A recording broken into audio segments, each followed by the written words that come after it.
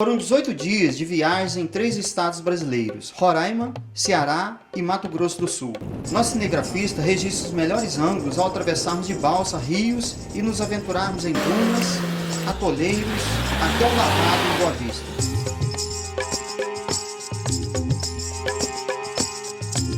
Conhecemos a Casa da Reza e passamos por becos apertados com uma equipe animada para ver do alto a imensidão da reserva indígena São Marcos. A partir de agora, você vai acompanhar nossa expedição para conhecer o trabalho invisível da Igreja Metodista junto aos povos indígenas em Missão Indigenista Metodista.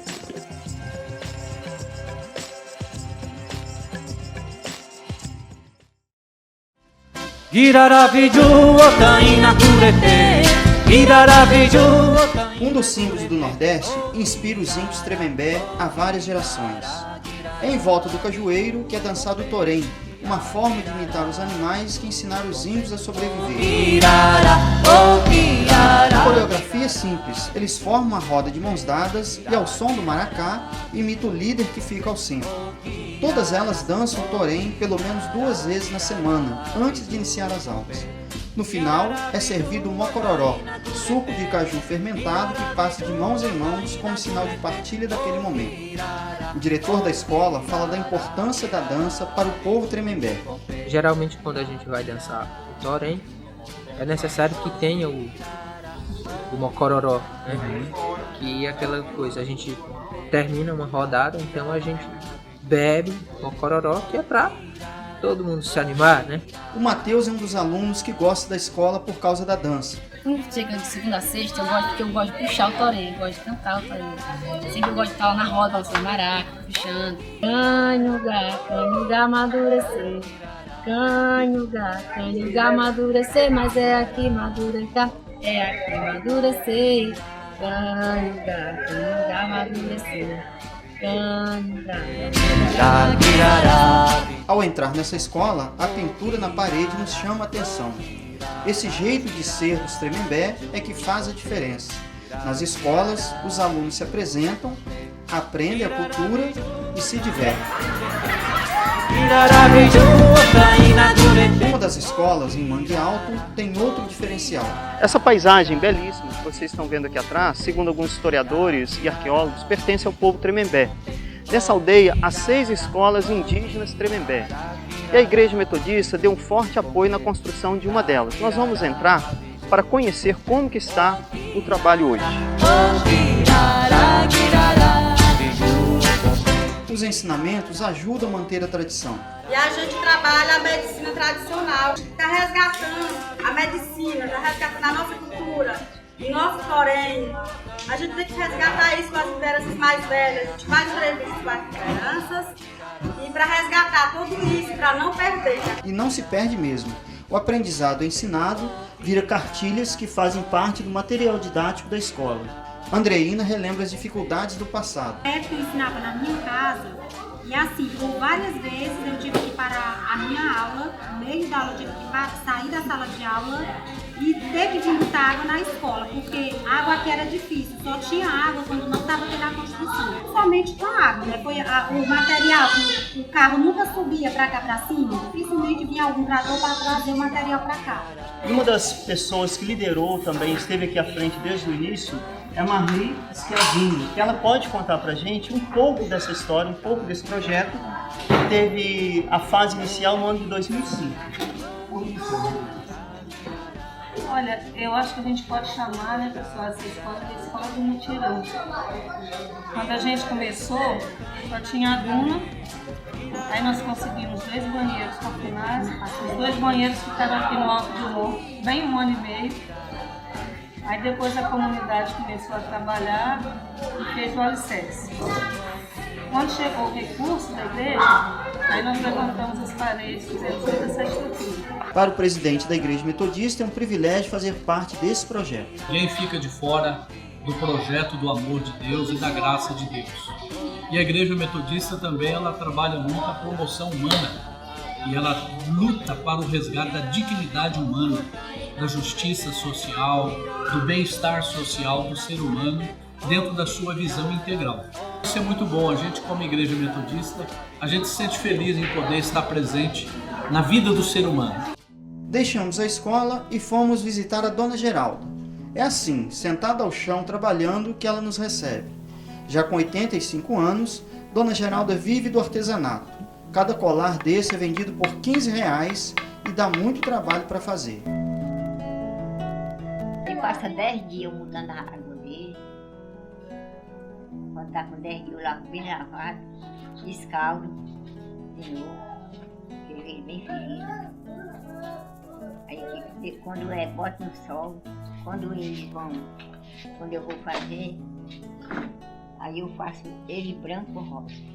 Uma vida difícil para criar os filhos a poucos metros da praia de Almofala. Sabe quantos filhos eu tive? 20. 20 filhos? Então o neto a senhora perdeu a conta, né? Não? Mas só tenho 4 filhos. É. Morreu 15. Tá com 20 filhos. Fora o cachaceiro. Há outros problemas na aldeia que os Tremembé têm enfrentado há vários anos. A luta do povo Tremembé tem sido acirrada desde a década de 70. De acordo com a FUNAI, dos 4.900 hectares de terras pertencentes aos índios, 70% foram compradas por empresas, além dos invasores poceiros na área da praia.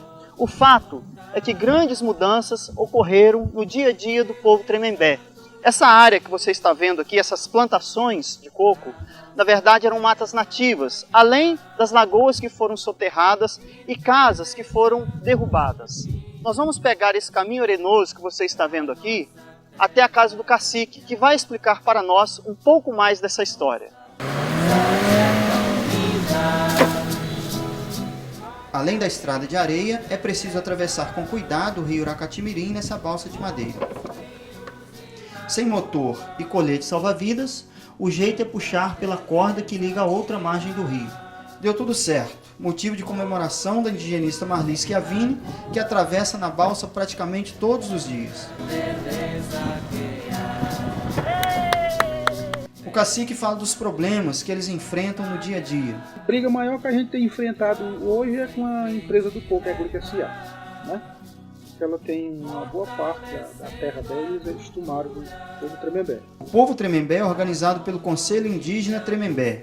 Todas as decisões passam por aqui. Os Tremembé têm um rito de passagem para um adolescente ser considerado como um homem.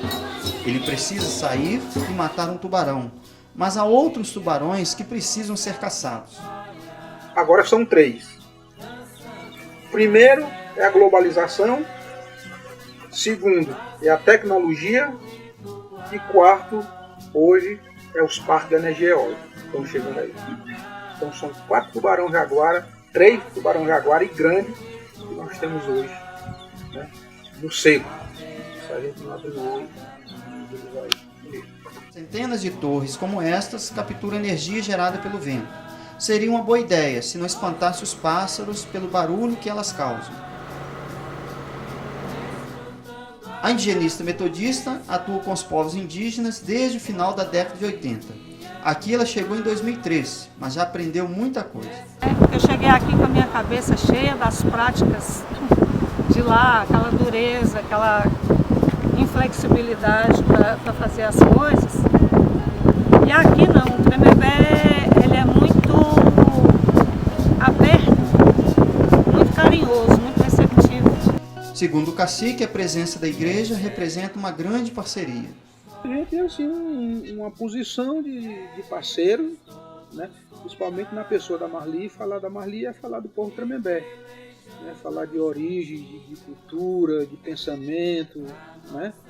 Então assim, a Marli hoje pra gente, a gente considera ela como uma Tremembé. Mesmo sendo considerada uma Tremembé, Marli é ambiciosa. Eu tenho uma ambição sim, a ambição de servir, sempre tive. Onde tem confusão eu tô, sempre fui assim. Então assim, eu considero que se eu tiver propriedades, bens, coisas materiais, eu vou ficar presa a elas. E aí eu não vou ter liberdade para servir. Porque para servir você tem que ser livre. E ela deixou mais um recado. Acho que eu já nasci assim, né? A minha mãe sempre disse que eu era rebelde. Rebelde ou não, ela entra na roda e representa a igreja, mas não está sozinha. Se você tiver fé e se tiver disposição de botar o pé no chão e caminhar, você vai longe e não vai sozinho. Você vai ter sempre muita gente junto com você. Então não pode ter medo. Deixamos Itarema e fomos para Roraima, que fica a 2.400 quilômetros de avião. Vamos ver como está o trabalho da Igreja Metodista por lá.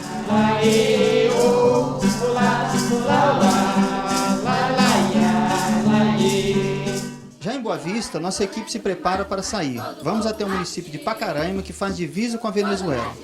São mais 140 quilômetros, sendo 90 deles de estrada de terra, o que aqui eles chamam de lavradão.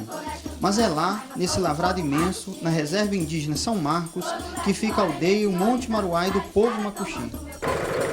Atravessamos de balsa o rio Urariquera, que vem da Venezuela com seus afluentes até desembocar nos rios Branco, Negro e Amazonas. Depois de 4 horas de viagem, fomos recepcionados pelo primeiro pastor indígena metodista. Quando ele chegou aqui, nos anos 90, havia poucos moradores na aldeia. Só tinha 3 casas. A primeira delas é a do Sr. Manuel. Observe que ele veio com algumas anotações. Lá na frente vamos falar mais dele. Depois de uma rodada de conversa, ele nos apresenta a aldeia e a Casa da Farinha. Até o bispo se aventura em mexer um dos meios de sustento do povo Macuxi. Aí, mano, tô brincando, não tô? Em Roraima e parte do Amazonas, as chuvas ocorrem mais no inverno. O restante é tempo de muita seca. Para sair, né? Para você ter uma ideia, o acesso aqui no inverno. Quem tá dentro, fica dentro. Quem tá fora, fica lá fora. Não entra. Tem período aí que a gente só sai de moto ou então espera para 60, 70 dias o rio baixar e sai. Não tem condições, né? O que não ajuda no cultivo da mandioca para fazer a farinha. Para suprir a falta d'água, a Igreja Metodista fez toda a diferença. A Igreja Metodista converteu-se às causas indígenas desde 1928. Somente ao lado dos Macuxis, da aldeia Maruai, aqui em Roraima, ela tem apoiado há quase 25 anos. E um dos exemplos é a perfuração de um poço artesiano com 132 metros de profundidade, além da construção de uma caixa d'água com capacidade para 10 mil litros, que por meio do gerador leva água para todas as casas da aldeia. O Tuxaua, líder indígena da aldeia Maruai, relembra a importância da igreja. Não é só o espiritual, mas também se preocupa com o irmão, se preocupa com alguém. E tanto é que nós temos o poço artesiano aqui. A gente lembra, lá na igreja, porque por essa época a gente sofria muito, falta de água. Igarapé ali não é uma fonte assim, né, corrente, ela seca. E a gente ia lá buscar água, naquela onde ficava seco ali, né, dentro das pedras, né? Deus, a água suja. Mas a gente também nunca morreu, que Deus nunca deixou. Natanael nos levou até uma plantação de mandioca. Ele mesmo comprou tubulações e puxou água do pequeno riacho para irrigar a terra. E só foi de 12 carreiras, com alguns metros assim. Mas as mandiocas estão bonitas, porque foi irrigado. Foi plantado no verão e foi irrigado. E aí quando estava assim, na altura de 1 metro ou menos, chegou a chuva e deu prosseguimento. Os investimentos da Igreja Metodista são sempre bem lembrados. O primeiro deles foi a perfuração de um poço artesiano. Eles mandaram dinheiro de 40 mil. Mandei levantar de casteiro, porque a caixa na época 2 mil. E acabou 40 mil. Então tá aí, água. 20 mil para comprar água. Então, essa é coisa que a gente agradece à Igreja Metodista até hoje, né? Tem pessoas que a gente não conhece, né, arrecadaram aquele dinheiro para que fosse feito o poço artesiano, né, e assim, hoje a gente tem água. Se nós ignorarmos isso, nós somos pessoas mais infelizes dessa terra. O trabalho da igreja faz tanta diferença que eles pediram um templo dentro da aldeia. Fiquei batendo na construção do templo, depois a gente conseguiu. Tá aí. O pastor que coordena a Missão Maruai relembra os conflitos dos anos 90. É muito importante destacar que a Igreja Metodista em Roraima, ela nasce de uma necessidade missionária. Ela nasce de uma necessidade missionária juntamente junto aos povos macuxis. Na época então chamada Aldeia Bala, a Aldeia da Bala, devido aos conflitos que existiam na época. O Evangelho fez toda a diferença em uma comunidade de 210 pessoas, onde 95% são metodistas. Da extinção da bebida alcoólica, do cigarro. Então, com isso, a violência na comunidade hoje basicamente é zero. E muitos cultos são na própria língua. O pastor Cizi foi um dos tradutores da Bíblia para o macuxi. Precisava trabalhar na roça de manhã até meio-dia, de tarde até 5 horas da tarde. E chegava, então à noite eu pegava na Bíblia, né, para traduzir. Até 10, 11 horas da noite. Toda noite isso. Talvez de manhãzinha, antes de café, eu pegava. A gente lutou 5 anos. Na comunidade Maruai, o futebol é um dos esportes mais praticados.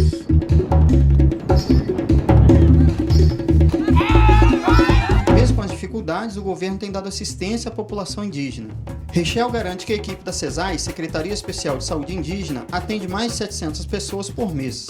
Nós atendemos em média de 9 comunidades, com uma população de 730 pessoas. Como aqui é a maior comunidade, sempre nós ficamos um dia e dá para atender toda a população. Em média nós atendemos de 12 pessoas, mas com avaliação pode passar de 20, 30 pessoas. Um posto de saúde está sendo construído ao lado da aldeia e deve ser entregue em breve. A educação também está presente. São 75 alunos matriculados em 2 turnos.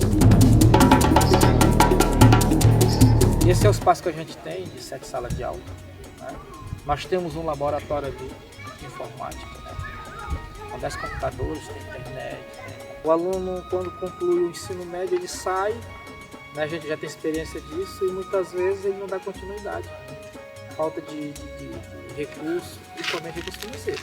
O sonho de Jean é ver mais índios nas universidades em Boa Vista e entrar no mestrado em Física. A universidade é aberta para preto, para negro, para branco, para índio, para seja lá qual for. Né?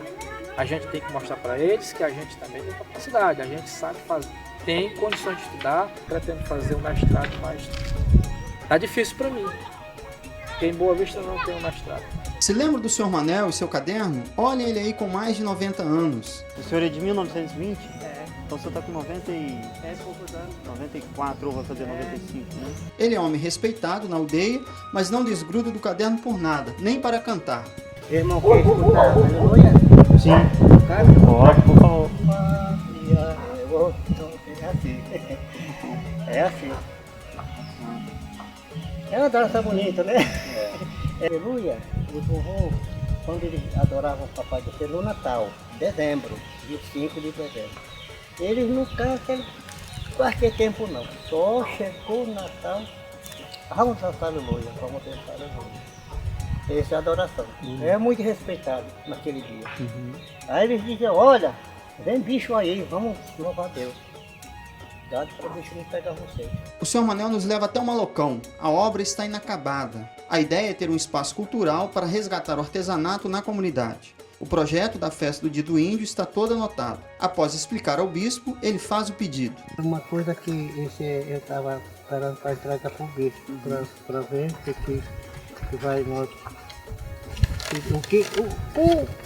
O que ele pode nos ajudar, né? Pedido aceito, Sr. Manuel. A sede nacional enviou mais recursos para terminar o Malocão. A sede nacional tem feito investimentos na Missão Metodista Maruai, investimento para a construção do espaço cultural, que eles chamam de Malocão, e investimento para a festa da celebração do Dia do Índio. Nossa última missão, subir o Monte Maruai, para ver lá de cima toda a reserva São Marcos. Dormimos na rede todos os dias, mas acordamos cedo, animados. O Sr. Ederaldo irá abrir a picada até o nosso destino final, mas até o pé da serra nós vamos de carro mesmo.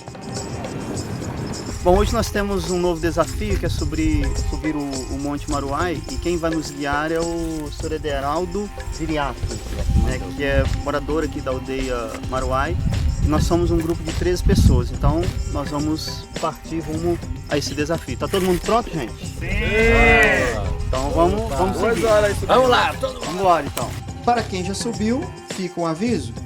Começar. Agora que começou.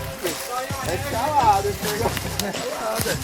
Meu Senhor. Se não fosse o Sr. Ederaldo, estávamos perdidos. É muita pedra para escalar. Passamos por becos apertados e o cansaço foi substituído pelo bom humor.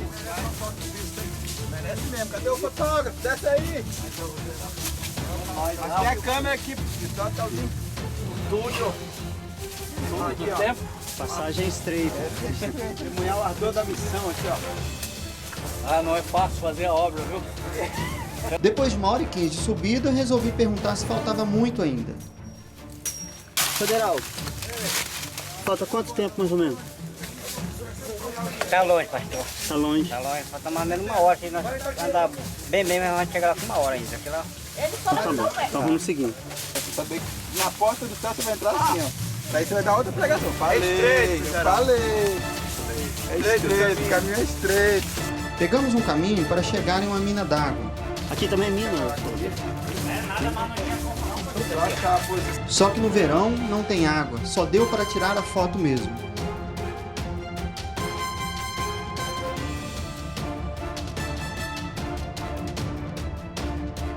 Chegamos em um abrigo, uma das primeiras formas de habitação dos índios Macuxi. Olha, pastor, aí. Panela de barro aí dos índios aí. Rapaz, vai por aqui? Não. Pra cá. Continuamos nossa subida e pergunto mais uma vez se falta muito. Aqui é quase a metade, né? Um pouquinho mais da metade, né? Metade da subida do Monte Maruai. E tudo isso que a gente está vendo aqui, Federal, é terra indígena? Tudo, pastor. Aqui é tudo da terra indígena aqui, ó. Essa serra aí, ó. Serra aí. E a gente vai subir mais esse trecho aqui? Vamos subir. Mais aqui, mais aqui. Tem uns 15 metros mais aqui.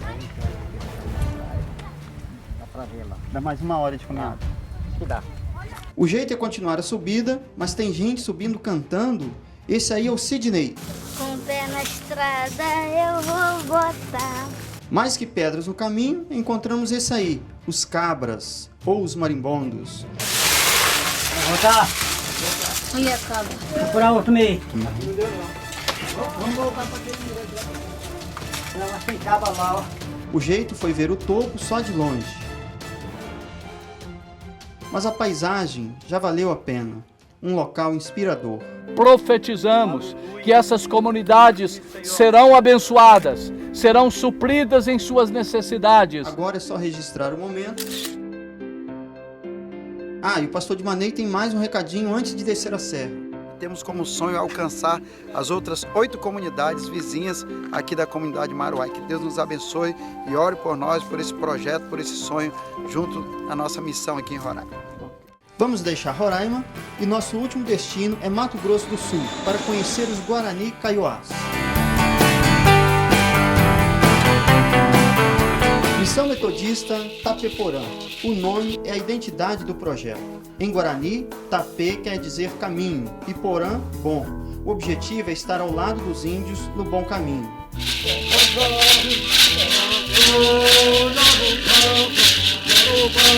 Estamos em Dourados, Mato Grosso do Sul, na fronteira com o Paraguai. Aqui vivem índios Guarani, Kaiowá e Terena. As aldeias Jaguapiru e Bororó ficam a 3 quilômetros da cidade e tem cerca de 15 mil índios em quase 3.600 hectares. Um espaço apertado, segundo o coordenador dessa escola. Nós estamos praticamente espremidos, né? E há esses estudos aí que em 10 anos nós vamos estar aí superando aí, né, 18 mil, né? Porque nós temos a estatística que nascem 500 crianças por ano, isso aí inclusive na CESAI, né?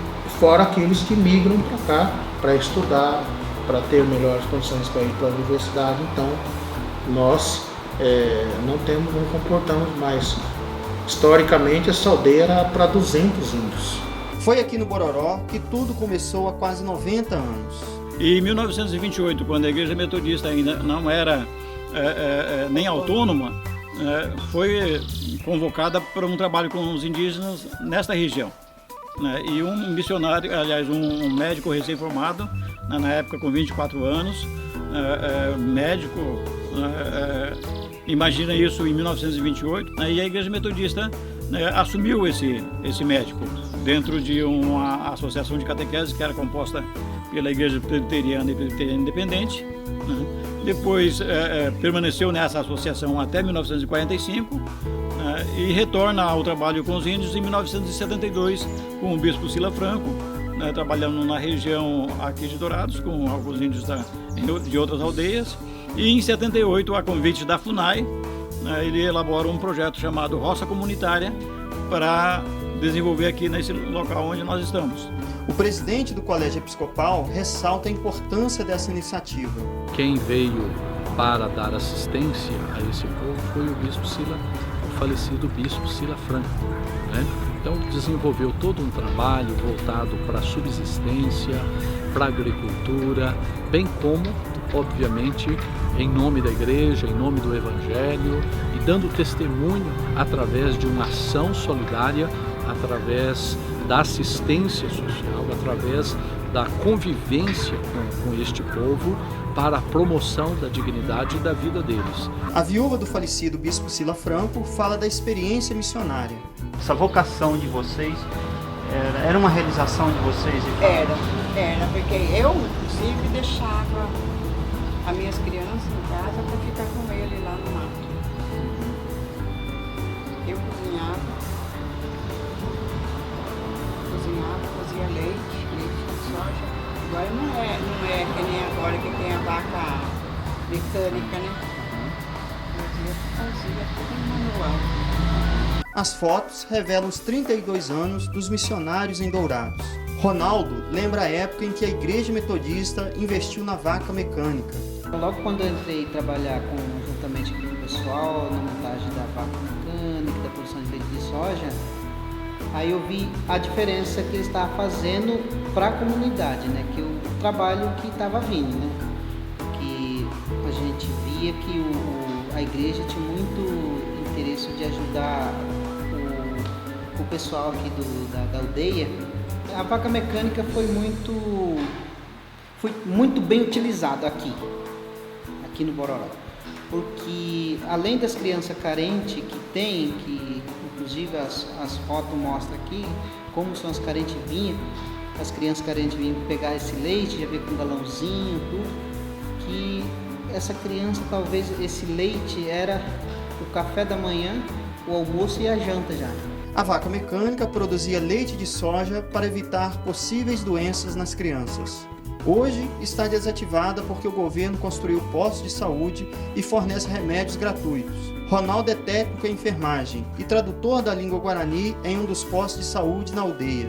Ele chega mais cedo, aí fala, não tem médico hoje. Tudo bem, baixa a cabeça e sai. Fica lá no portão me esperando. Aí eu chego e aí eles perguntam no guarani. Aí eu vou explicar, falar e tudo bem, sai. Também é função dele ir nas casas quando os pacientes não chegam aos postos de saúde. O acompanhamos em uma visita. Aqui o Sr. Paulo Cardoso só fala e entende o guarani. Chame Coape Hidroje. Coape. Pelu era bandeira coi. Pe outro pandei que pa. 22. A casa do Sr. Paulo é simples. Um cômodo com paredes de lona, telhados de folha e não vimos cama para dormir. O governo faz o controle de vacinas e pesagem das crianças uma vez por mês, mas às vezes há resistência das próprias mães. Tem muitas crianças baixo peso, nós temos bastante aqui na aldeia. Tem muitas mães resistentes, que outro dia a gente foi atrás de uma mãe, a mãe saiu correndo no mato, na frente de nós assim. A criança não corre. A gente não pode fazer nada, né? Vê ela correndo e deixa ela correr. Mas aí a gente aciona as lideranças, os conselhos tutelares, tudo para... Aí já não é mais com nós. O trabalho em conjunto do governo federal e lideranças indígenas contribui para a queda de mortalidade infantil. Você está vendo que a mortalidade está lá embaixo, que só veio caindo, né? E hoje a gente está, por causa dessa equipe que trabalha aqui, não tem essa equipe, outra equipe lá, cada um corre atrás. Outro projeto da Igreja Metodista, em parceria com a Igreja da Alemanha, é a horta medicinal. Só que você precisa cuidar e ela não cresce assim. O Sr. Escobar é quem cuida das ervas medicinais. Aqui encontramos remédios para má digestão, queda de cabelo, diarreia, resfriados. São mais de 20 ervas medicinais plantadas neste espaço, incluindo o cedro, que serve para curar desinteria, febre e infecções. As crianças das escolas têm aulas de campo aqui na horta. Da escola ensinar para esse aqui para bom, que é bom. Aluno se colocar no papel e levar lá. Porque meu filho mesmo que está estudando não sabia nada, não sabia ensinar. Aí fala para ele, vai ter que é bom. Mesmo com a chegada dos postos de saúde que fornecem remédios, a horta ainda funciona como um suporte para a cura de doenças. É muito procurar, e principalmente essa região aqui do Bororó, que é o fundão que a gente fala, né? Esse procura bastante ainda. Primeiro procura no mapa, se não achar vai nada. E não só pelos índios daqui, mas o pessoal da cidade sabe, né, que a horta lá todo mundo sabe que tem horta, mas se não é nada. A Igreja Metodista, por meio dos missionários indigenistas, tem levado há vários anos ao povo indígena a saúde bucal. A gente só tem esse, que começou, né, na década de 90, né, e foi, acho que é muito importante, porque na época que começou a gente não tinha nem CESAI, né? Hoje a gente tem CESAI, mas o trabalho que o dentista faz na CESAI não dá para nem comparar com esse trabalho que o pessoal, a equipe vem fazer aqui. O trabalho é fruto de uma parceria com a Universidade Metodista e já ultrapassou a 100ª edição. Em 2011, foi inaugurada na aldeia a primeira Vila Olímpica Indígena do Brasil, um investimento do governo de R$1,5 milhão. Mas a vila não está sendo tão útil assim. É pouco utilizado. Olha, a gente precisa mais de parceria, a gente precisa de alguns órgãos ou a ONG, alguma coisa assim para estar fazendo um movimento, né? Aqui precisa de pessoas para praticar esporte. Hoje nossos jovens estão se perdendo na droga, né? Estão se perdendo na bebida por falta de ter isso, um lugar de lazer, um lugar de e as pessoas puderem, né, ocupar, né, porque hoje não tem isso, né? A gente vê a Vila Olímpica tá aí, foi construída, mas até hoje ninguém fez ela funcionar, né? Vários espaços como esses aqui foram construídos pelo governo e estão assim, completamente abandonados. Uma das reivindicações dos índios é o envio de verbas para que eles mesmos possam administrar em benefício da comunidade. Nós temos a nossa organização aqui e estamos assim, né, buscando parceria, buscando mais convênio, né, entre a prefeitura, entre a FUNAI, ter mais diálogo, né. Ou na área da educação a gente, né, tá faltando sala de aula, tem muitas crianças fora da sala de aula, né. Então isso é preocupante para nós que somos líderes, nós temos que correr atrás, nós temos que bater nas portas da prefeitura, né, lá no estado, enfim. É o nosso trabalho de líder aqui, né. Na saúde é a mesma coisa, né. A gente está vendo que os PS, os postos de saúde hoje estão sem remédio, né. As salas de aula existem, mas o que vimos por aqui, além de banheiros sujos e janelas com vidros quebrados, foram cadeiras empilhadas e prédios completamente abandonados. Os espaços públicos servem como ponto de apoio para a equipe do CESAI ou para a distribuição de alimentos. Nas escolas que funcionam, a parte cultural é preservada. Um dos pontos importantes é que nós abordamos principalmente a nossa língua, a língua materna. A língua materna, principalmente na nossa escola, quando a criança chega, ela é falante, né, da língua guarani. Então, português ela é uma língua estrangeira. Dentro da história indígena, nós vamos conversar a respeito do quê? Nós temos que falar a respeito da nossa história, de como trajetória. Nós temos a história que os mais velhos vêm para a escola contar, né? Vem trabalhar a questão, principalmente, da questão culinária. Não é como nós pensamos a escola, não é só dança, não é só o canto, são as questões do Yanderecô, como ser e viver indígena. Não muito distante daqui, fica outra aldeia que os missionários metodistas também dão atendimento. Aqui estudam 350 a 400 alunos que moram na aldeia campestre. O nome dessa escola significa fonte de sabedoria dos pequenos de Deus. Mas para o professor que está na escola há 12 anos, falta investimento no ensino. Eu, como professor, sinto uma ausência do poder público, que tem o maior dever de estar atendendo a nossa comunidade. Isso sem falar dos perigos que rondam as aldeias. A gente tem um aumento de violência, de uso de droga, consumo de bebida alcoólica, é uma das coisas que atinge muito a comunidade indígena. Mas nem tudo está perdido. De volta a Dourados, encontramos o Sr. Livanir, na aldeia Jaguapiru, um apaixonado por futebol. Quando eu era molequinho, eu já gostava, né, de correr atrás da bola. Eu gostava, eu tinha essa paixão, comigo era bola, às vezes nem comia, né? Minha mãe era terrível, sempre me puxava a orelha, porque não, menino, vem cá, você tem que fazer isso, tem que se alimentar, e eu não dava muito ouvido não, queria só bola, queria só o esporte. Ele correu tanto que hoje é presidente de uma associação indígena. Em 83 nós começamos já a trabalhar no esporte, com a molecada e tal, articulando alguma coisa, num campo só, que era o terrão. E aí surgiu a ideia de fazer a primeira competição. Mas qual seria o nome? Qual seria o nome?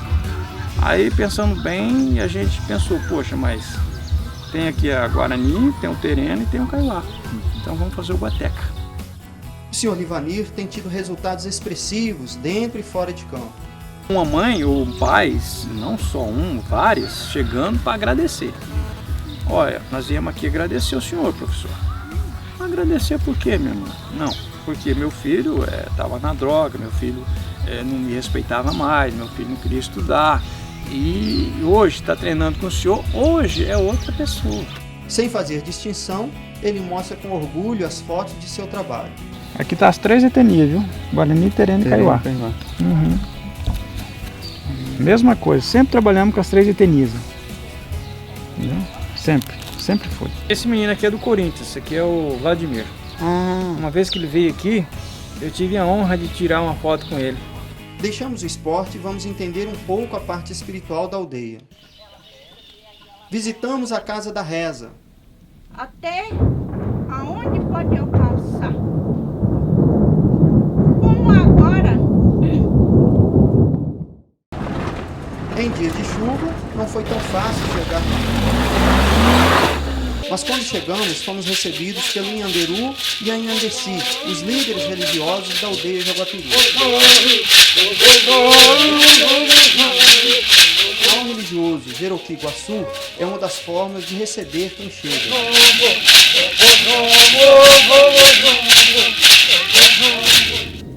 Isso daí é nossa cultura. Não adianta nada, vamos supor, aquela pessoa vai vir, eu vou estar rezando. Lá aquela pessoa tá rezando lá. Já vai querer ter preconceito. Pode ter isso. Porque a gente somos índios, somos tudo igual. Fosse aquele homem elástico, eu ia abraçar todo mundo assim. O missionário indigenista destaca a importância de aprender outra cultura. A presença da Igreja Metodista dentro de uma comunidade indígena é um trabalho de aprendizado e de ensinamento, em que você é discípulo e é discipulador. Quando a igreja começou aqui o trabalho de roças comunitárias, ela não sabia que as roças eram produzidas ou eram feitas pelas mulheres e não pelos homens. O plantio, a colheita da roça comunitária, que era feita em volta da família, era feito pelas mulheres. E o nosso projeto reunia os homens. E os homens trabalharam muito bem durante o ano, porque eles achavam que estavam trabalhando para o pastor.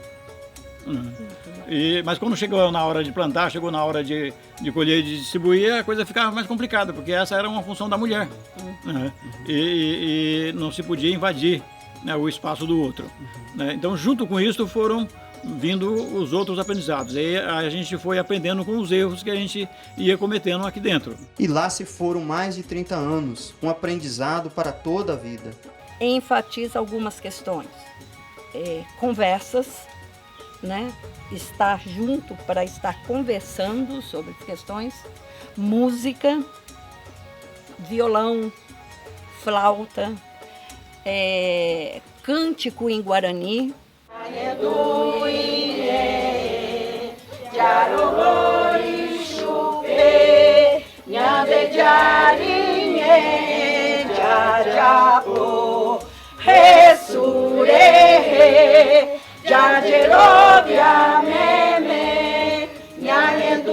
A área nacional da Igreja Metodista construiu um espaço para reuniões e celebrações. De estar sentando para conversar, do esporte, da celebração, das devocionais.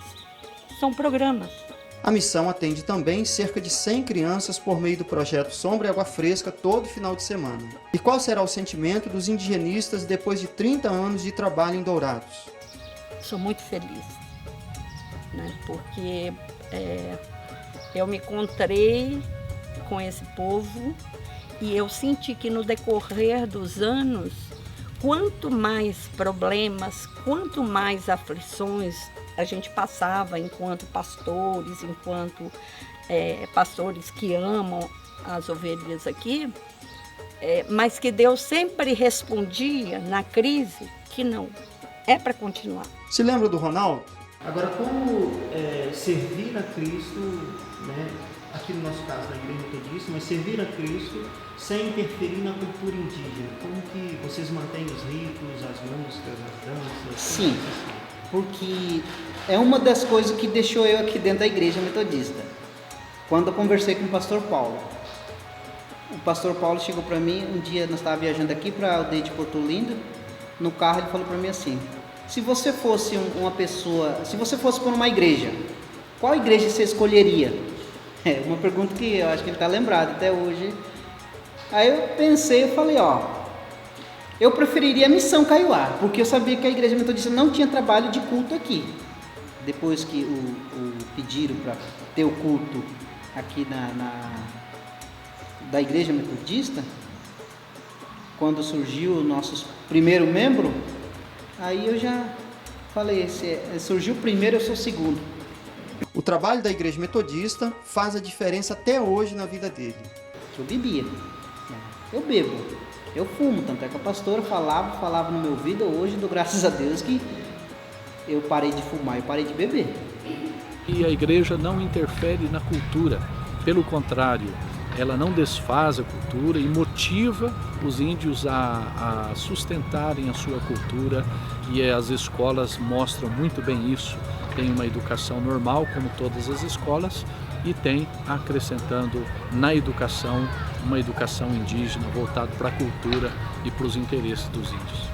É a igreja e a conversão às causas indígenas, um ensinamento do bispo Sila Franco.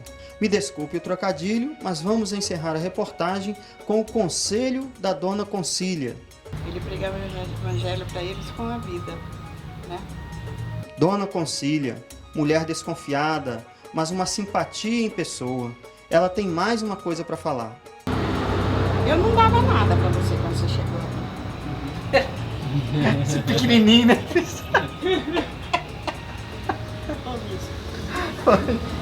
Verdade. Quem que é esse menino que veio? Isso. Mas Deus abençoe muito, viu? Você tem um trabalho maravilhoso, tá? Você é simpático. Que bom. Como diz o índio, né? Você é bonito, né? Você é simpático. Simpática é a senhora, Dona Concília. E obrigado por sua contribuição junto aos povos indígenas.